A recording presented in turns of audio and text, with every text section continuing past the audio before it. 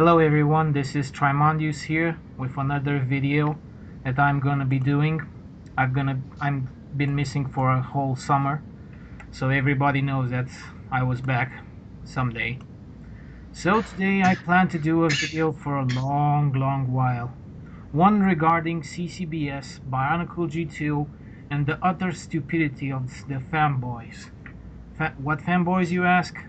The same ones that plan on making, fucking suicide threats and committing suicide over something that Lego didn't release. So today, to help me with this, I brought some special guests. So introduce yourself, people. I'm Gorix. This I'm is a cup of AxelBro. ale. Okay, so first we're gonna do the first theme of this video, the beginning of CCBS, CCBS as a concept and as a building design, and your personal opinion on CCBS. What do you guys think about it? Because first, when I saw CCBS in the winter of 2010, I thought to myself, man, this is something new, this is something refreshing, but at the same time, I thought it's just so different compared to the other styles that Bionicle and other construction teams made that at that time. Well, I think what CCBS did was that it made Hero Factory unique. Like, it was a new building system at the time, and given what Hero Factory's concept was, heroes built in a factory, it worked perfectly because they actually looked completely robotic and not having these like organic little details. The 1.0 line did have a lot of resemblance to Bionicle. It really did. So 2.0 really did introduce an element of uniqueness to it when CCBS came in. So yeah, it was intended to make robotic characters, and in my opinion, the 2.0 sets are the best small sets that has ever come out in Lego. I don't count them out as small sets. Yeah, I mean, But in terms of like the comparing Matoran, the shells as being robotic, you mean, you can replace them and stuff like that. It made something like it made sense at the time. yeah, I mean, in terms of like if you compare the small sets in Bionicle and you compare the 2.0s, not because they're bigger, but because like these are, I think, the first small sets to have leg articulate, or like knee posability, arm posability, like elbows and knees. The small sets as being, kind of unique, that they had joints and knees, something that Bionicle struggled for a long time to introduce with the Avmatorans. So that's basically my thoughts. Okay, everyone else? I basically agree with like everything what Ian said, along with you, Trimondius. So yeah, what do you guys think about the impact that CCBS had on the construction line in general? Well, the CCBS really brought a big, ability of interchangeability between the sets and all that, since it was compatible with both Bionicle and System. Yes, but And a lot of fans have tried to introduce both CCBS and, Technic long before Lego did it. And somehow they don't mix, I think, in my opinion. Well, there are very different textures, so I can see why they don't mix. And that's probably the most things, because people saw it as something like, yeah, it's something new, but it shouldn't mix with certain old teams because it would ruin the cohesion in general. So I thought at the time, so they introduced Ben 10, so they introduced, the Heroes 2.0. I thought to myself, perhaps Lego was trying a new thing at the same time, but they weren't trying hard enough. Because we all know that the system must be viable for at least 5 years or so. Yeah. In general, I mean, it's just something that didn't catch my eye, but still they tried something new, which I give them credit for. They still should have added a little more armors, because I think the armors that we have is a little too much, too many recolors and not enough new molds. Yeah. We're gonna discuss that later a bit. So secondly, Okay. the clash between the old fans and the new fans. This rift that CCBS began. What do you guys think about it? Because we know we have Bionicle fans that started in 2001, and they supported Lego with their own money for so long.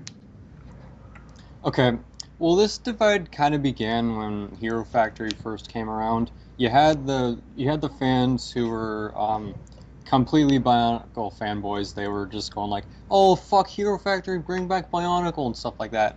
And then there were the Bionicle fans who gave Hero Factory a chance, and that's kind of where this division started. Yeah, I mean, they couldn't tolerate each other at this chapter because I personally was one of the people that didn't like Hero Factory at first.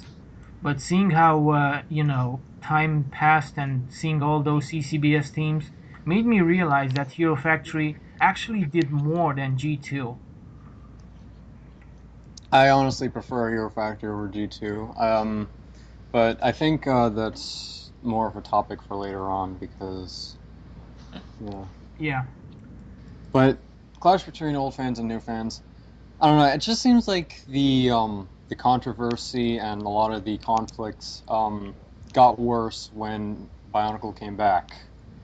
I mean, now Yeah, not only did you have Bionicle started with CCBS again, and the Hero Factory fans were laughing at the old fans because haha, G2 is CCBS. and now you have the G2 fans who are like, "Oh, G1ers, you're defending G1," and shit like that. It's fucking ridiculous. It seems like there's now even more conflict and more division in the community than ever before. Yeah, Basically, war and ethic change. Exactly. I mean, in general, when you think about it, this new theme was supposed to bring the fans together. And it only divided them more. Yeah. Okay, so we're gonna talk about the third topic, Hero Factory, CCBS evolving as the team goes, and the concept of introducing CCBS and other themes like, ultra builds, constructions, and all that stuff. Yeah, Okay. I've seen many of those pieces used in other sets, even in the Hulkbuster.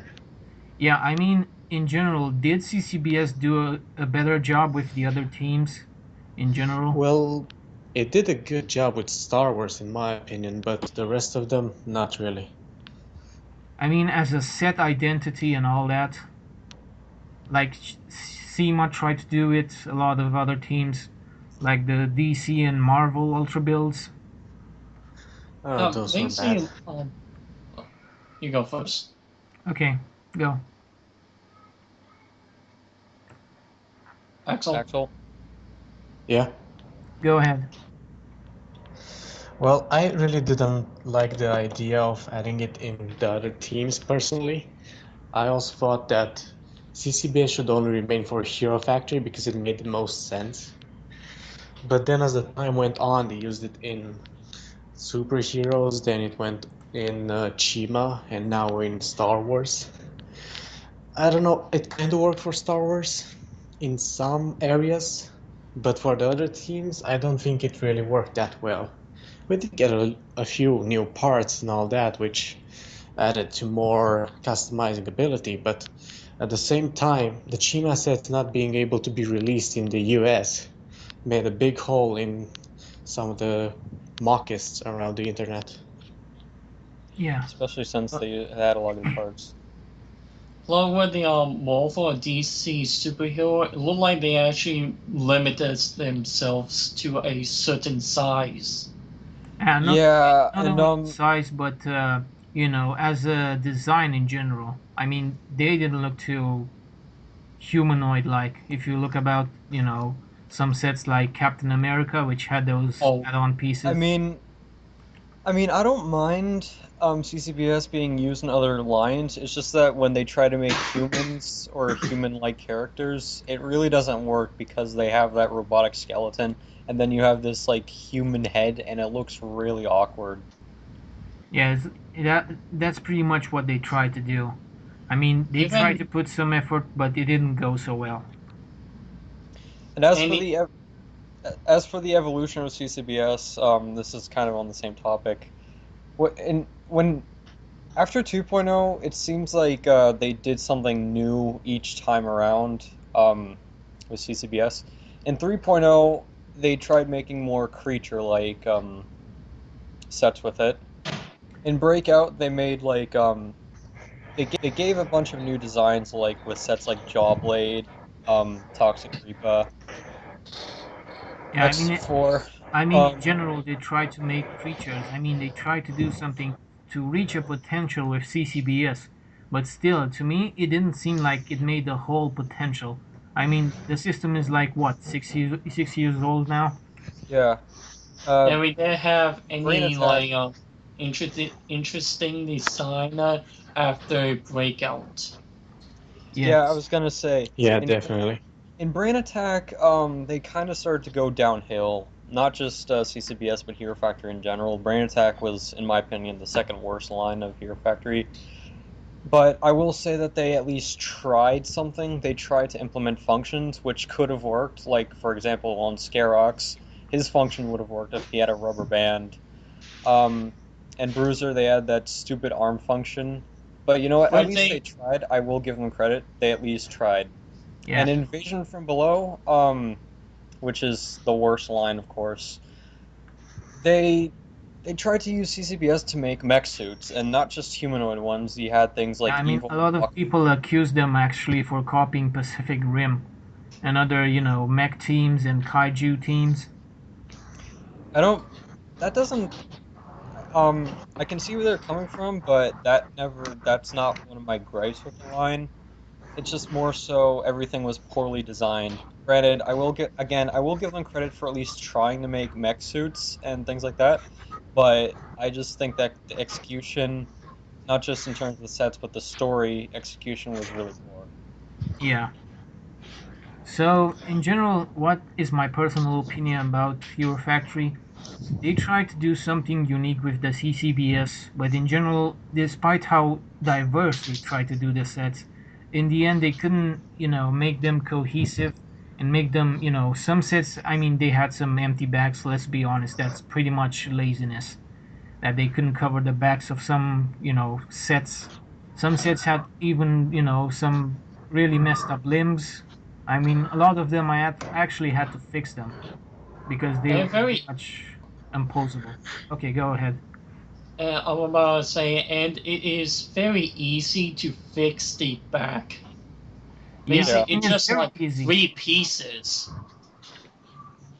and not just the backs. I mean in general, when you think about it, a lot of easy fixes that they could have done. And trust me, if they would have done those easy fixes, I think the sets would have sold much better. Yeah. Okay, so moving on. The result of Hero Factory as a CCBS system, and CCBS being introduced in more than 2 lines, because at the times there were a lot of construction scene games using CCBS. Well, I feel like this is kind of already on par with what we just talked about. The Yeah, result of yeah. Hero Factory, I mean, as I mean, as Hero Factory ends and other teams continuing the CCBS line. oh, okay, yeah. With Hero Factory's ending, of course, G2 came in to replace it. But CCBS worked perfectly for Hero Factory because of again the concepts. But with Bionicle, it just doesn't work at all. Yeah, I mean, when I actually saw Hero Factory ending, I thought to myself, I mean, they did Max. What could they go from there? Yeah. And all that stuff. So okay, let's begin with our topic of interest today. Bionicle G2, what it was as a team, and what impact did it have on custom Hero Factory fans and old G2 fans. So what do you guys think when you saw, Bionicle G2 in early October of 2014? Well, Actually, when I saw the custom art first, with the shelf and all that, I was pretty excited. Then I saw the sets. I was still excited, but I saw some reviews and I was already like, "Oh, here we go again. Just a big block of gear stuck onto their backs and calling them a set." Yeah, Uh, because we, I mean, let's be honest. Some people actually made the sets as they seem like wow, they're god or something. They Lego is the best thing they made. And not to be a hater here, but TTV surely perpetuated this myth. Yeah. Basically, when I first saw them, the link picture. Yeah, so now let's just talk about how G2 actually, marketed their first year, because I we don't all think you know. let him finish. Yeah, I want to finish because Axel phone buzzing around. Oh yeah, I want to say like, before I need to remove this biome. When I saw the link picture, I was actually excited that it came back. But until we saw the actual set, I was like, well, Hero Factory.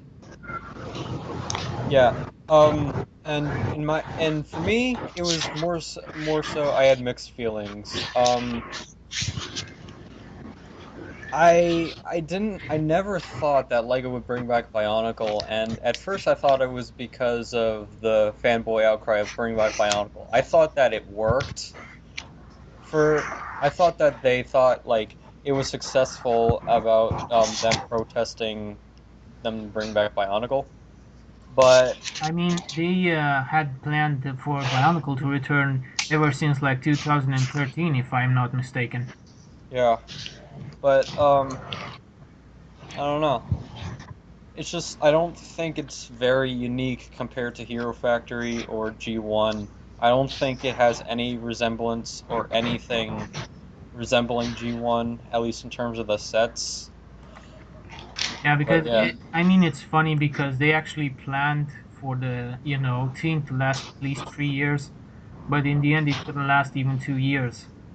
yeah. I, Basically, if they want to still use the ultra build function, because I still if you call it CCBS, they basically should retire the smooth shell armor and replace it with like something that is more resembling of what they are doing. yeah, you mean something like G1, more technical, like. Yeah, Yeah, more I mean that was the like first robotic opinion, and but first they tried to, make the fucking masks for Comic Con, and everyone got depressed because they couldn't get it. And they actually just tried to push these sets on simply on nostalgia because of the old fans. and the biggest mistake they have done is the 840K golden mask. Yes, I mean they actually blew their budget on those 8 gold masks, and I thought to myself, why do you do this in the first year? Because you don't know if this team is gonna be successful or not. So you're going to sell these masks, and you're not gonna do anything else with the budget. Just make some animations to please the fans. That's not gonna work. Yeah, if they actually want to have like 40 gig golden mask, they should have done that either like in the summer or next year when they know that the sets are going to be successful. So they don't waste their budget. Yeah. Yeah, they actually wasted their budget, and now, to be honest, many people think that in the first year Bionicle did well, which to me seems kind of redundant when you think about it. We have photographic evidence that says otherwise. Yes, and Yeah, and now talking about the fanboys, because they think these pictures are like fakes. They do not actually, they don't take them serious. Like, oh, it's on clearance, it doesn't matter. Go to your and fucking stores and you'll see for yourself. Yeah, and because plus there because are a of whole this, bunch because you actually bring evidence, and these people do not understand that the line is doing very bad. and there are a whole bunch of people who had no idea what the fuck clearance mean. They Yeah, think, oh, it's just the store making a quick cut. No, it's that fucking stupid. That bad marketing. yeah. I mean, now let's be honest. I think in the recent years, Lego, ever since they got the number one toy brand and all that stuff, actually they've tried to push creativity aside and just slap on the product something generic. So it seems they try to sell something, but with not much interest or creativity. Because when you look at the 5 years, 2000 and 2005, you'd have all these amazing teams, like Vikings, like all those sets that we all know. I mean, even Exoforce was very successful in the first years. Well, and going by like what is current Ninjago, Nexonite, and even Technic, they actually put in effort with their sets. Bionicle G2 just like put a gearbox on the back and done. Yeah, they're pretty much what they tried to do was something that they didn't put effort, despite it being the team that actually saved them in those early years, which is pretty. They did a better job on those Star Wars Ultra builds by integrating the gearbox into the torso. Yeah, I mean, a lot of people, including Riaso, wanted that torso piece for the 2015 Toa. I did too. Because the open ball joints were a fucking eyesore. Yeah. Yeah, and because a lot of people, it's Hero Factory, well, they use those ball joints for limbs. That's no excuse, let's be honest now. How hard it is to make that, torso piece without the ball joints. I mean, it's the number one toy brand. I mean, they have the money to do anything at this moment. Yeah. Yeah, so let's talk about G2's story, media, and other stuff, books, and what they did so far. I would hardly call it a story even. Yeah, Hero Factory had much more of a story. It really did. I mean, it was at least an engaging story with some sort of character development. People just look at Hero Factory and they think, oh, it's just Hero Factory's going and just being galactic police and they're just going to catch and cuff the bad guys. No, Hero Factory actually has a story. The bad guys actually have a motive than, oh, I'm evil.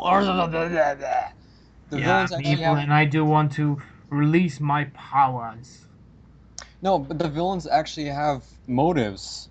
And the heroes, they actually have some sort of character. The Bionicle characters, there's not much character development at all. There's not much we know about their backstory. Lord of the Hero Scrolls Factory. Fighters.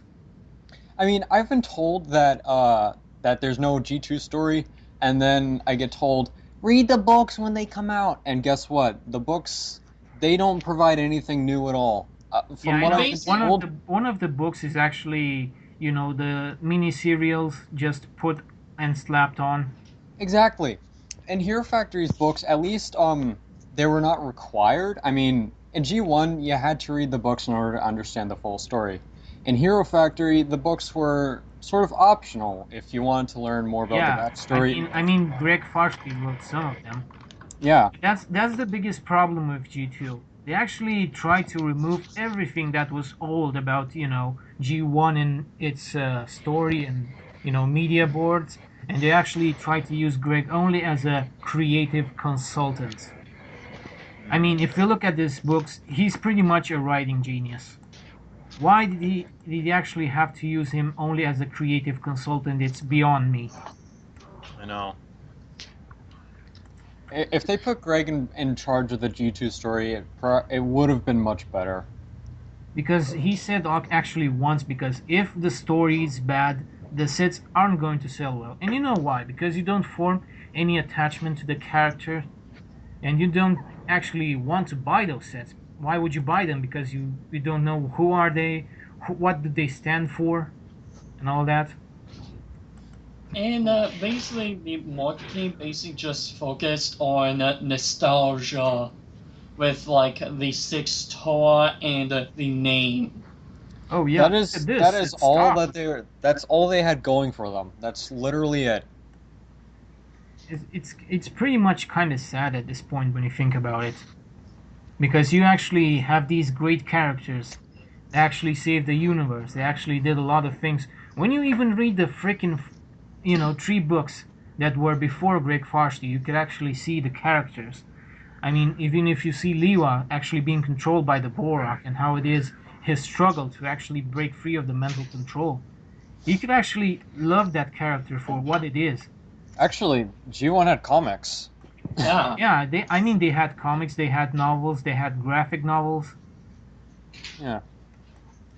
Yeah, so in general, they tried to, make this all consistent with Journey to One serials, which we all know how it was. Because you know, they try to make the characters something that they are not. I mean, they even look very different from the 2015 ones, Especially Baha too. especially Pilato. So in general, they try to do like what 4 or 5 books that added nothing. They tried to do a serial. That one didn't end well because we all know how the animation and quality dropped in the second season of Teenage Mutant. And they And how tried, they became stars. yeah, they go get back to the stars. Red Yeah. stars confirmed. AKA, they became Kill Bills. Yeah. The power of love! Oh my god. We are the elements! I didn't like the G2 story. It was. Journal one wasn't awful. It was definitely a step up from the 2015 animations, but I don't think it was that engaging. There were a lot of corny moments. There was a lot of, oh, what is that? Oh, look! Look! Oh no, he's evil! Oh yeah, and That is Umarek. some characters are getting that oh, you have my mask, despite I transforming you with that mask. We all know what that is.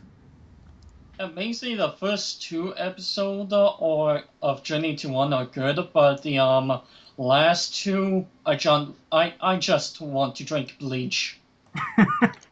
Why would They're- Did you just take my mask? They were made just to be a filler. I mean, really, the And the idea of beasts. a prophecy was even worse because, hey, they knew what was going to happen. There was no way escaping that. It's Even even if Pohata was going to just sit down and wait, the prophecy would still be fulfilled. I just hate how the beasts are basically glorified shadow traps. Yeah, I mean when you think That about doesn't it, make sense to it's me. pretty much the canon fodder. Hmm. Yeah, but I mean in general, what they tried to make 3 books, they tried to make a serial, which they tried all 1 year to condense, despite the story not being anything relevant. Which is something that, when you think about it, G1 never did this. I mean, they had to be in so many media outlets you could actually learn from. I mean, you had the novels, you had the podcasts, you even had the comics, and they would help you more than these.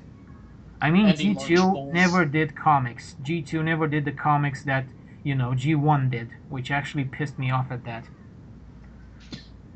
Another thing that still bugs me up to this date is that we don't get any background information about the Toa ever since No, they. we don't. Yeah, when you think They're- about it, they actually came from the stars. Well, I mean, what does that mean? And I don't know. They're great beings or something. the only thing we know about the Toa is that Kopaka slept.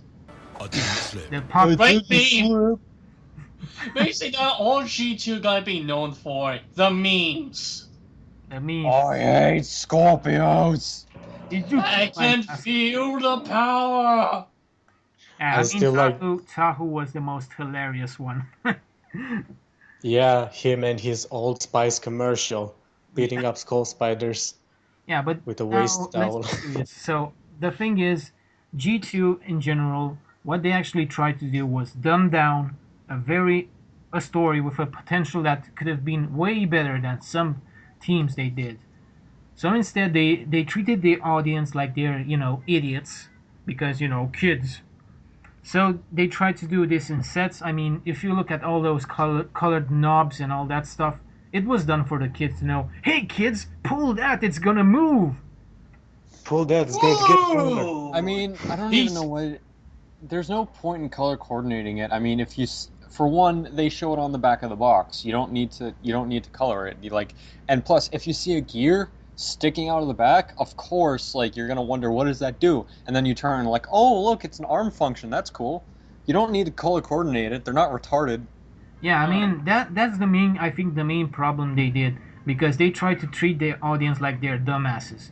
I mean that's pretty much redundant when you think about it, and it's pretty sad at the same time because these kids. I mean, we as kids grew up in G1, and they didn't have color coordinations and all that stupid stuff. And if they actually do have that, basically use it that well it actually fits.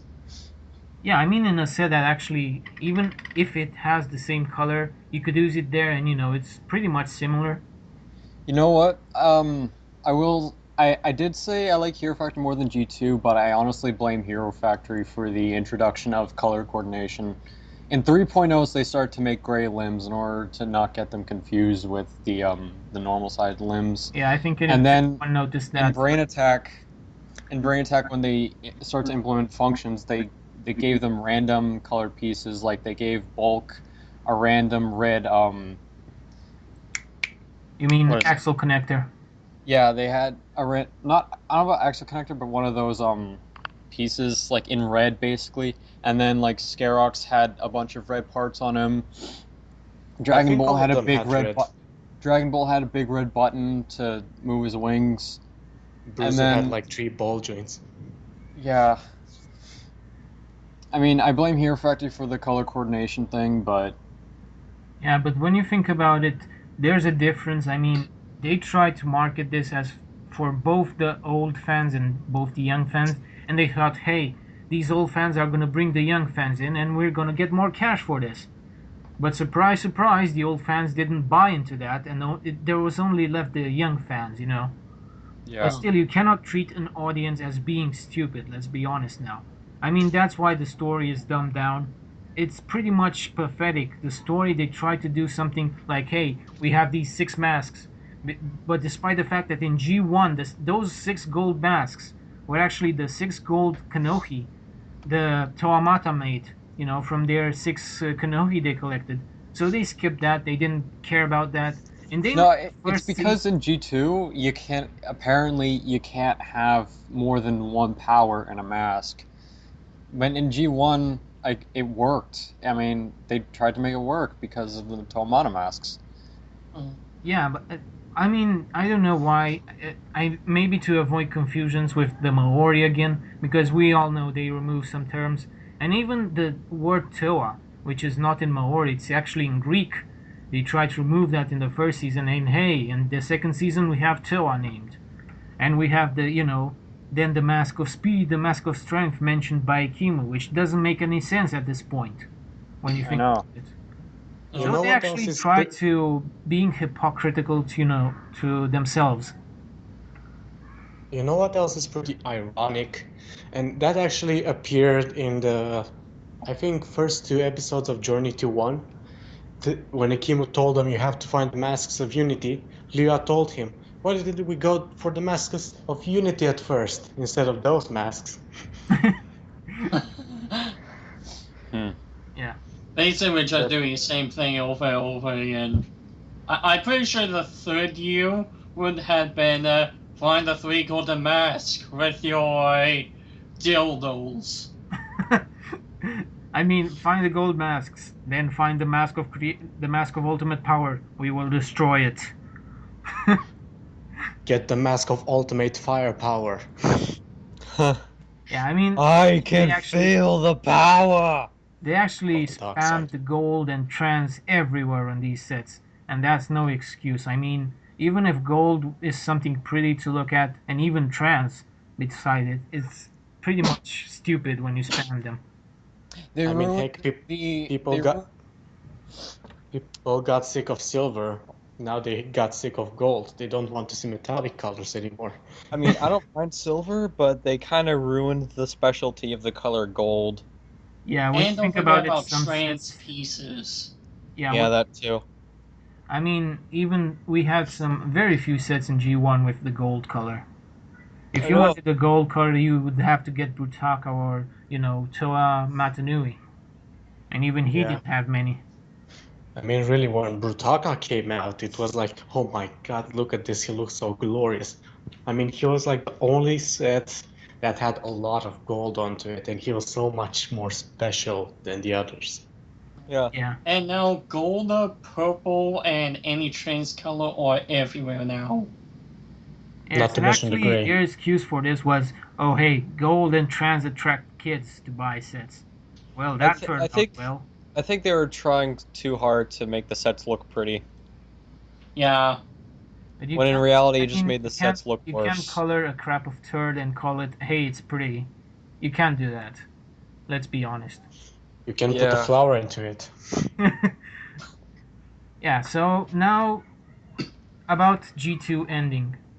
Lego covering the bad sales and sweeping everything under the rug.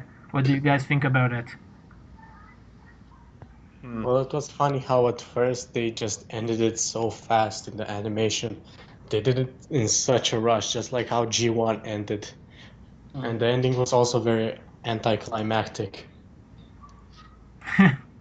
Seems like Lego have fetish for rushing the ending. Yeah. I mean, Bionicle in general seems to have a really bad ending as a theme, despite what generation it is. Heck, not even Hero Factory had an ending. Yeah, true. Yeah. Unfortunately. Yeah, so now the main concern about this topic, the fanboys. Guys, what do you think about our glorious fanboys? Oh my god. They're blind idiots. Yeah, because now we are reaching at a point because G2 has ended and we have these fans. And when we think about it, well, what did you do? Did you actually, defend this line? You bought the sets, okay. So why do you act like you're entitled to some sets? I mean, everyone is asking where's the Makuta set because everyone has spoiled that ever since it ended. People don't even notice that because Bionicle ended even further than Hero Factory. I mean, it ended like what, in 1 year? People don't even know how bad that was. I mean, no theme other than Galidor lasted that, I mean, in such a short period of time. Okay, Robo Riders maybe, but I don't know other teams. Yeah, so when you think about the fans, it's just pretty much like the other movements now because we're talking about, feminism and all that stuff.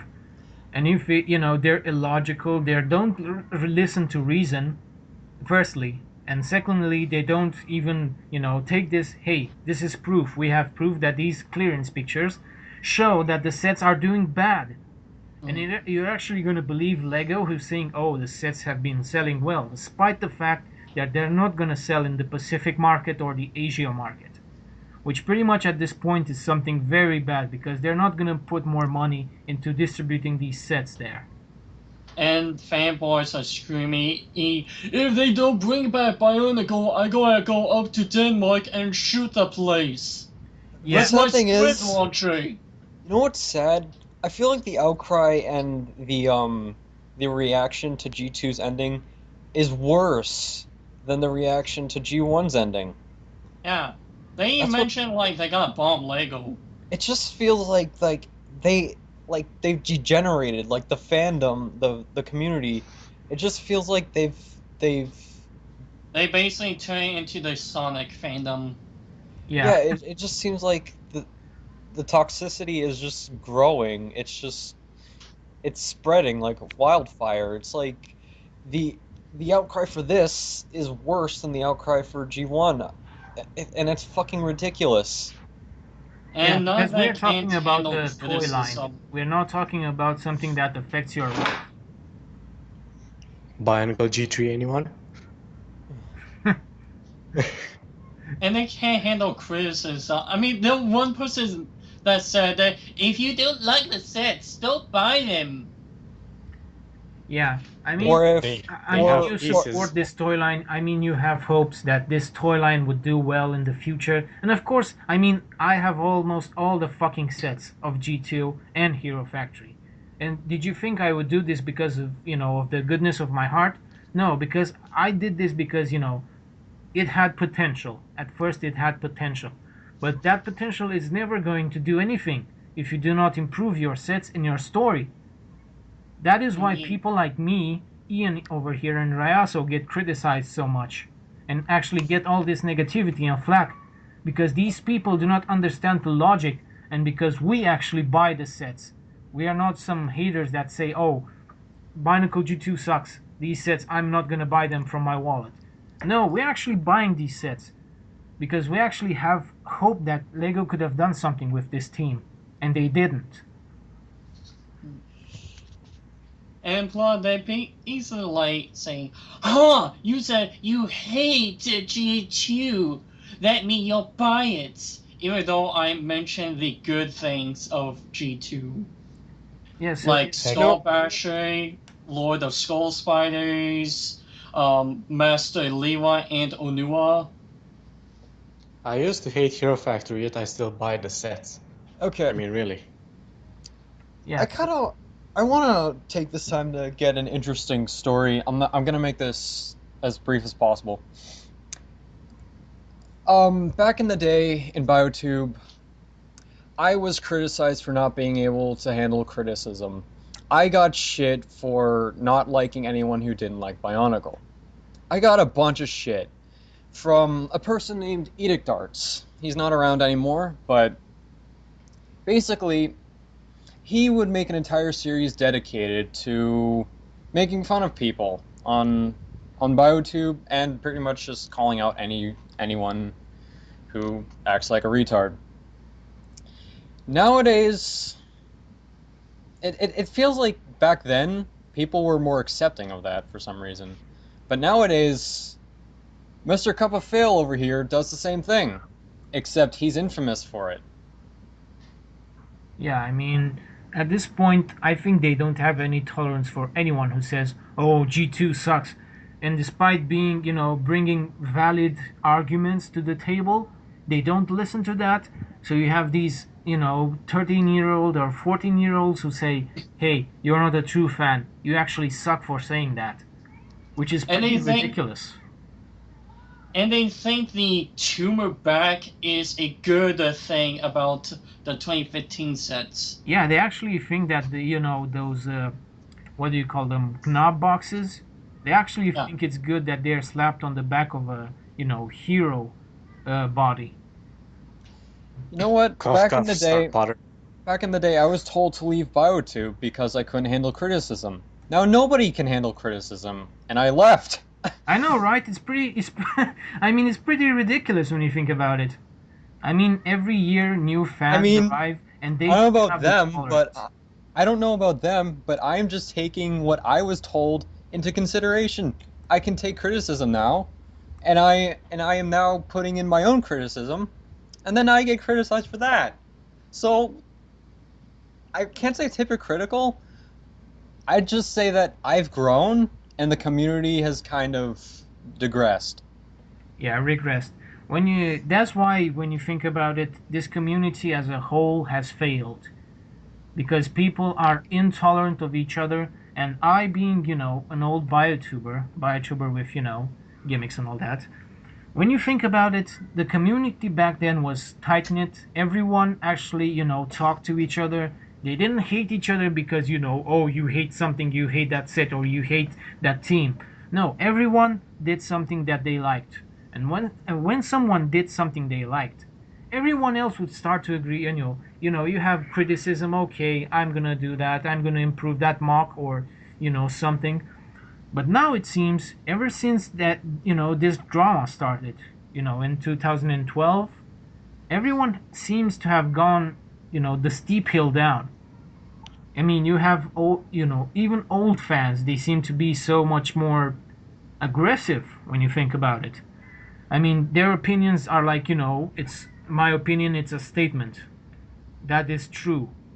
No, that's not the case. Your opinion is your opinion. And when you have criticism, you have to accept criticism for what it is, something to make you improve better. That's why people like Third Eye 88 now are doing so bad and they get, so much flack. Because even people who actually trusted him now hate him because of this. Which is ridiculous. Yeah, so guys, ending notes on the fans. Is there any hope? No, I think the Bionicle community is a lost cause, and I'm glad that I left. Just like the Sonic community. Oh, I have something spicy to say. I commented on a video a while ago, saying, I don't think there's a way to improve this mock, better start over. And the one that made this mock replied to me, Who are you to tell me what to do, you faggot? Oh my god. Yeah, so And- like we said, they can't take criticism. They don't listen to reason, which is really bad when you think about it. And now people are, ganging up to some person who says, "Oh, that is not good. Lego should have improved that." And they, jump on the bandwagon and they attack that person because one idiot said on the internet, "Hey, I don't agree with you," which is And stupid. they especially use the "It's my opinion" card. They never heard the concept of opinion can be challenged. I mean, anyone can ask you why you have that opinion. There's nothing wrong with that. Yeah. Yeah, but there are people that say you can't like that because I'm telling you to not like it. Which is fucking stupid. I mean, yeah, you're not telling me what I like. If I like Bionicle, then I like it. It's not your job. Yeah, I mean, you take into consideration the opinion, but at the end of the day, you're not going to insult someone because it has a different opinion than you, right? Right. Absolutely. Yeah, so guys, now the ending opinions, interesting facts you have to share, or a small discussion between us. Guys, what do you think about it? As a Okay. whole, what is the future of construction? I Star have Wars no Ultra idea. Builds. I mean, Star Wars Ultra Builds. I do believe that there's potential for Hero Factory to come back, not as a G2, but sort of to pick up where it left off. But I don't think they will, considering how bad it did. But I think I would put more faith in it than I would put faith into G2.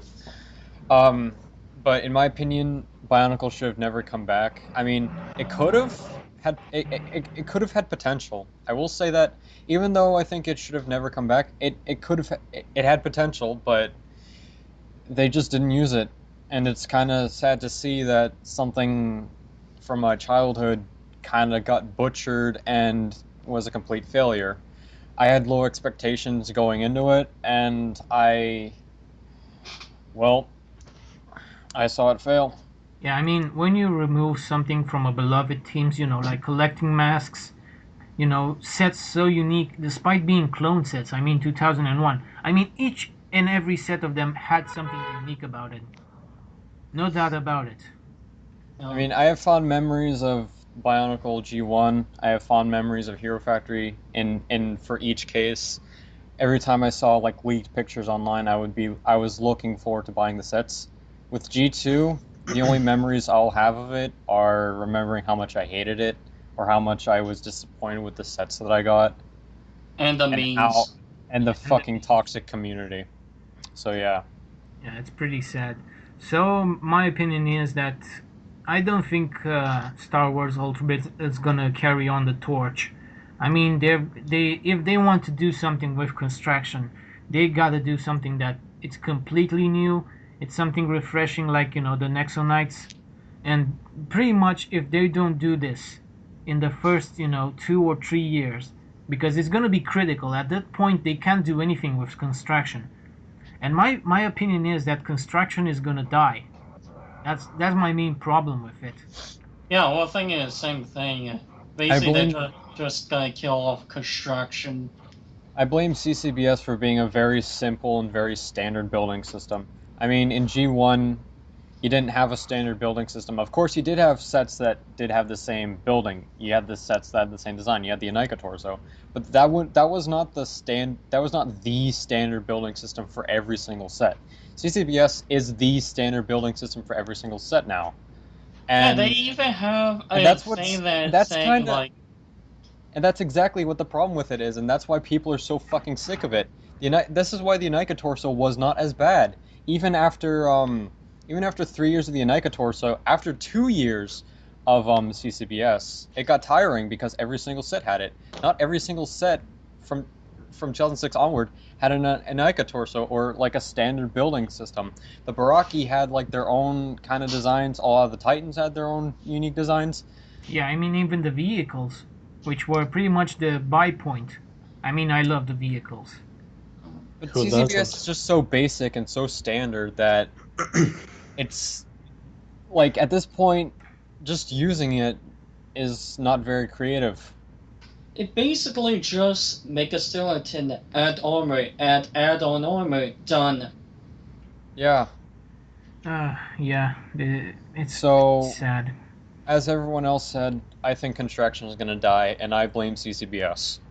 Yes, it's very sad because when you think about it, Lego had this big idea in the late 90s. Hey, let's do something unique, let's do something refreshing.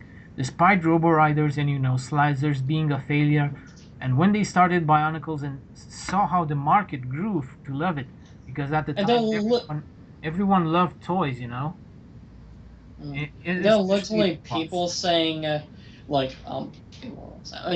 and Lego fans doesn't like Bionicle G1 because it wasn't Lego. I mean, that's what Nikon Aqua Magna said, and I Yeah. completely disagree. So, And that's what last people time said I about checked, Gelator. Bionicle saved Lego, so I had no idea what the fuck he's talking about. yeah. Yeah, if it wasn't for Lego, let me tell you, Lego wouldn't. I mean, if it wasn't for Bionicle, excuse me, it wouldn't be around Lego today to say this. That's the point of it. And saying, oh, Bionicle G2 sold well, we just cancelled it because, reasons. Yeah, so my main problem with this is because construction is gonna end. It's gonna be really bad for Lego. I mean, they're gonna have a really tough time because the small kids loved the construction line in general, and even the old fans, some sets like the construction sets above the system sets or technic sets. I also feel that construction will end. I mean, it's pretty obvious. But if they are planning to make a new theme, not a reboot and not something that is licensed, because that always gets on my nerves because they are promoting other people's idea by making their own Lego versions of them and getting licenses and having to pay taxes for all that. If they make their own theme, they have more to win. Like how they did with Ninjago and with Nexo Knights, because those sets sell very well. Yeah. No. Yeah, guys. So we're gonna have to end the video because we've gone like triple the time, but it doesn't matter. I'm still gonna put up the video. So any ending, any things you want to say to the fans in general after this video? We told you so. The prophecy has been foretold. This is the prophecy! Next time, listen to the prophecy because, as Ikimu said, we know. Yes, we know. Okay, Bionicle, guys. Bionicle only ended because you let it end. How dare you? Guys, we're People gonna still blame John for the ending of we're Bionicle. not gonna enjoy the following years, but at Backlash. least our wallets are gonna be safe. We still have plenty of G1 sets to buy, don't we? Oh yeah, Or actually, Technic. or Technic, yeah. So guys, thank you very much for being with me today. It's been an honor to have you on this video, and hopefully we're gonna do another video if you're interested. Maybe on another topic, but that's for you to decide. Okay, so thank you for having me today. Guys, say goodbye. See you Yeah. later. Oh, Yeah. Squadcast gets a cup of G2 failure. I'm Ian Gorix, and bye. okay. Bye.